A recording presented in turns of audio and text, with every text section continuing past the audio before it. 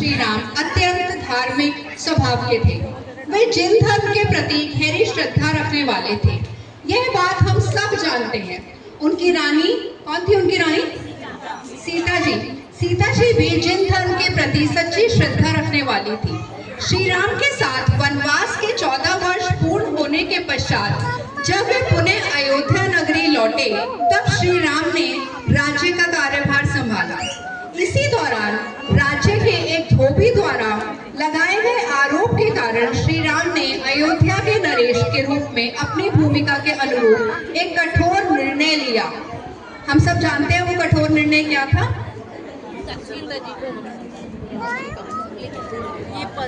जब उन्होंने ये निर्णय लिया तो रानी सीता को वन में छोड़ आने का निश्चय किया गया।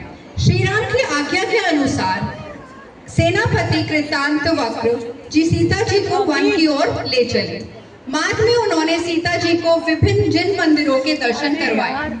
जब वे वन के एक निर्जन स्थान पर पहुंचे, तब सेनापति ने रथ को रोक दिया।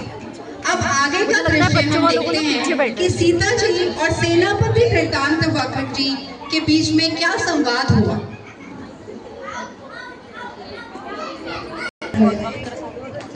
हे प्रभु,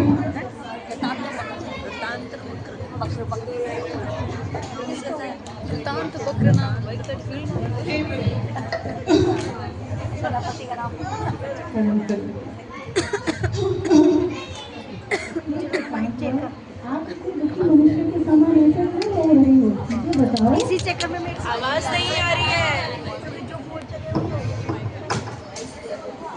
हे कृतांतवर, आप इतने दुखी मनुष्य के समान क्यों रो रहे हो? मुझे बताओ, ऐसी क्या बात है? क्या कहूँ माता, कैसे कहूँ, बोला नहीं जा रहा है मुझसे। ऐसी क्या बात है कृतांतवर? जल्दी बताओ, मुझे बहुत आकुलता हो रही है। हे माता, दुर्जनों के कहने पर अब कीर्ति के भय से श्री राम ने मुझे आज्ञा दी है कि आपको इस निर्जन वन में छोड़ आऊं। हे माता, अब आपके लिए न माता, न पिता, न कुटुंबी जन शरण है। अतः इस समय तो आपके लिए यह वन ही शरण है माँ, यह वन ही शरण है, यह वन ही शरण है। क्या? ये क्या कह रहे हो कृतांतवर? क्या तुम एक बार मेरे स्वामी से बात करा सकते हो? मैं उनसे स्वयं पूछना चाहती हूँ इस कठोर निर्णय के विषय में। उन्होंने ऐसा निर्णय क्यों लिया? उन्होंने मेरी इस अवस्था का भी ख्याल नहीं किया। माँ, वह नगरी तो अब बहुत दूर रह गई है, अतः यह संभव नहीं, यह संभव नहीं। हे माँ, ये कैसा धर्म संकट आया है मुझ पर।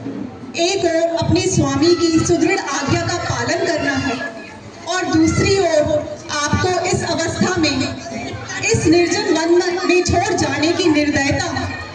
धिक्कार है ऐसी दास वृत्ति पर, धिक्कार है मुझ पर।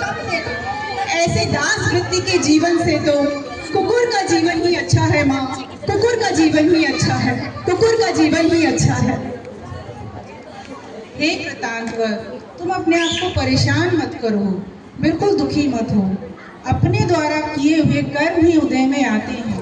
मैंने जरूर पूर्व जन्म में कुछ ऐसे कर्म किए होंगे जिनका फल आज मुझे भोगना पड़ रहा है।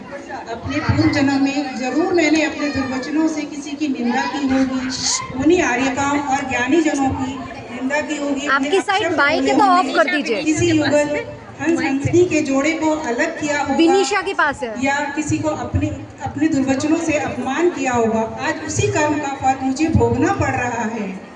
हे कृतांतवर, क्या तुम मेरा एक संदेश स्वामी को दे सकते हो?